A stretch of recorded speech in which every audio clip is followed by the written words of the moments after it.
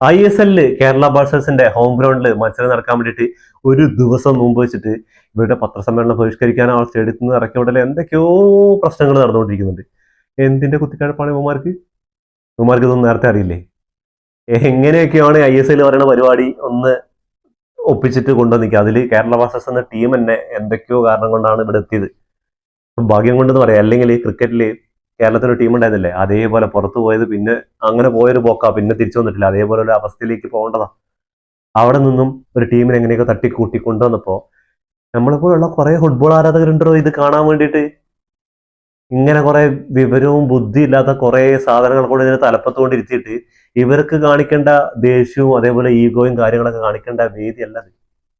നിങ്ങൾ കുറച്ചൊക്കെ മനസ്സിലാക്കി എന്തുകൊണ്ടാണ് കേരളത്തിലും ഇന്ത്യയിലൊന്നും ഫുട്ബോൾ വളരാത്തത്? ഇങ്ങനെയുള്ള കുറെ കുറെ കുറെ കുറെ മക്കളാണ് ഇതിന്റെ മുകളിൽ ഇരിക്കുന്നത്. അത്രേ പറയാനുള്ളൂ. വേറെന്താ പറയേണ്ടത്? നിങ്ങളുടെ അഭിപ്രായങ്ങൾ കമന്റ് ബോക്സിൽ കമന്റ് ചെയ്യാൻ മറക്കരുത് കേട്ടോ.